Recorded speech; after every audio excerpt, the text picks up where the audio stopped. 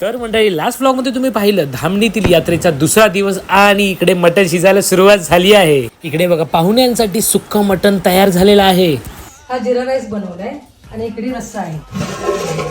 रस्सा झालेला आणि मग सगळं झालं जेवण। सगळं झाले, झोपलीच झोपलीच नाही, अख्खी रात्र जागरण झालेलं आहे। 2 दिवस, आज दिवसभर सगळे जे काही येतील ते पाहुणे सकाळी लवकर उठून आम्ही पूर्ण तयारी केलेली आहे। तुम्ही पण सर्वांनी जेवायला या आणि लाईक करा, शेअर करा। अशा पातळ भाकरी बनवल्यात आमच्या बहिणीनं माझ्या। 10:30 पर्यंत सगळं ओके झाले। आता इथून पुढे संध्याकाळपर्यंत पाहुणे येतात, त्यांचा पाहुणचार व्यवस्थित व्हावा आणि व्यवस्थित प्रोग्राम पार पडावा।